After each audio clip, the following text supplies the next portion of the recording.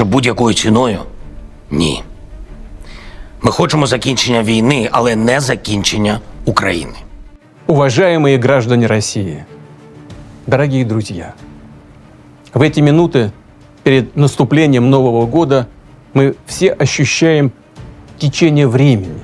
Перед нами будущее.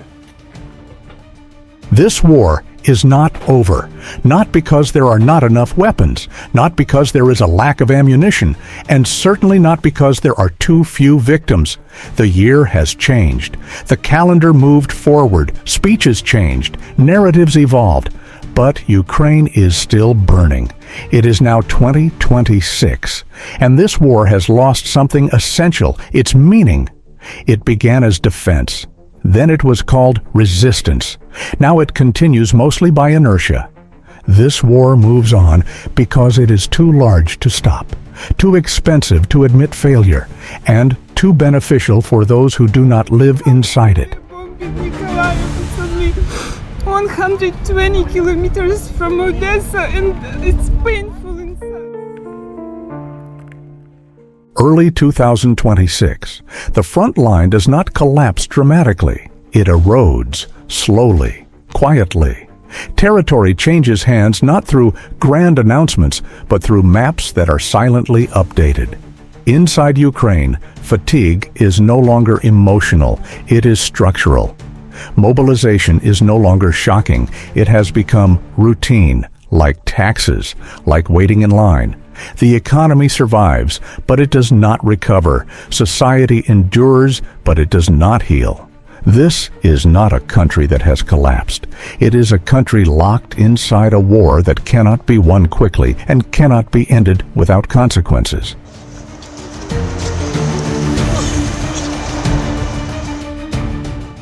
The people want peace. This is not a slogan, it is a social reality. Not peace at any cost, not surrender, but an end to meaningless loss. The problem is simple. States do not operate on the logic of ordinary people. States operate on the logic of power, of alliances, of regime survival. War decisions are not made by mothers who bury their sons, not by workers who lose their livelihoods, not by exhausted soldiers. They are made by those farthest from the consequences. Here, the divide becomes visible, between surviving as a state and surviving as human beings.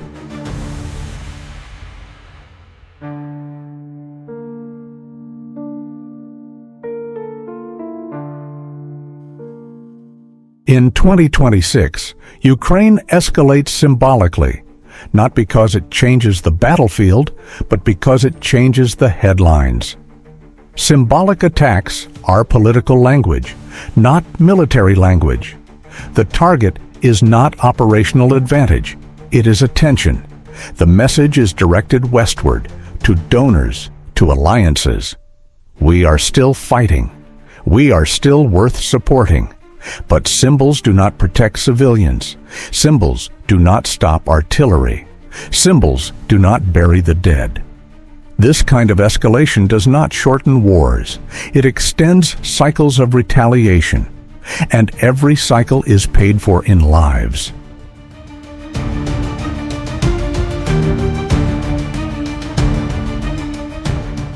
On the other side, Russia plays differently, colder, more patient. Russia does not target Zelensky's residence, not because it cannot, but because it does not need to. This is a traditional Russian strength. Escalation control. Moscow understands something fundamental. Killing leadership symbols does not end wars, it transforms them. Russia chooses a long war, a war of pressure, a war of exhaustion, not heroic, not dramatic, but effective. In modern conflict, patience often kills more efficiently than courage.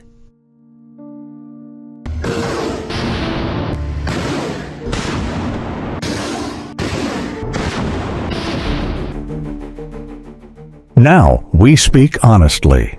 Ukraine is no longer a bilateral conflict. It is a proxy war. NATO does not fight on the battlefield, but NATO fights through supply chains. No NATO soldiers die, but Ukraine loses generations. This is not a conspiracy. It is a classic geopolitical mechanism. Ukraine becomes a buffer, a living shield, a collision zone. And in every proxy war, those who fight suffer far more than those who direct.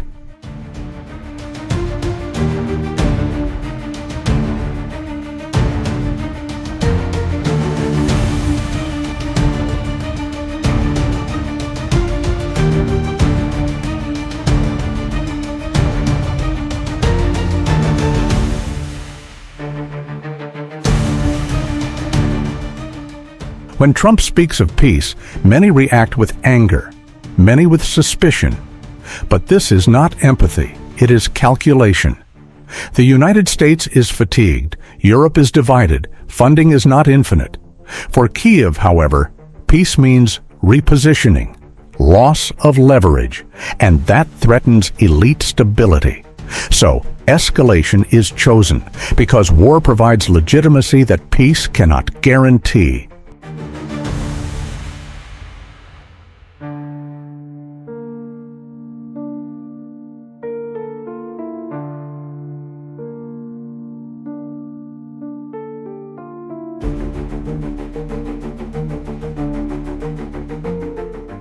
In 2026, Russia changes its narrative, deliberately, effectively, no longer only territory, no longer only NATO.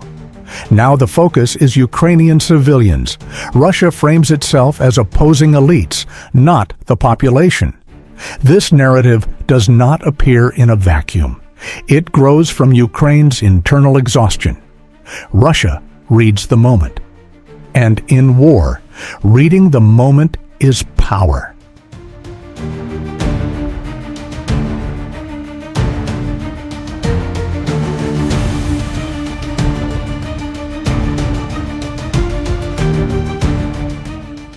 In all of this, humanity disappears, not from statistics, but from decisions. Humanitarian logic does not fit proxy warfare. It is too slow, too fragile. This war continues not because people want it, but because systems do not know how to stop.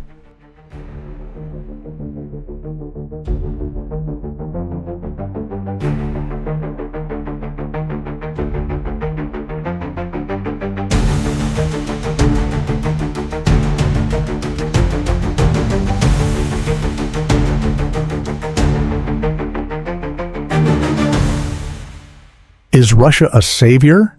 Not entirely. Is Ukraine a pure victim? Not always. Is NATO a moral guarantor? Not without cost. One reality remains clear.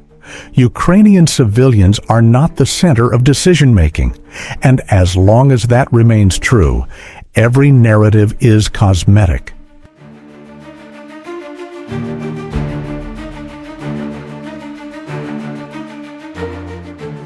"2026 is a test, not of weapons, not of volume or outrage, but of conscience.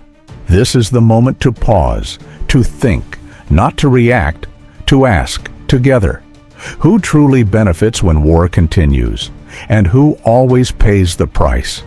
If we choose sides without questioning the system, we become part of the machinery that sustains tragedy. This channel does not ask for agreement. It asks for thought, to see war not as entertainment, but as a warning. If you believe analysis like this matters, not to hate, not to provoke, but to understand, support this channel. Like, subscribe, share. So geopolitical discussion is shaped by reason and humanity, not propaganda. And one final note, this matters. This video represents geopolitical analysis and editorial opinion.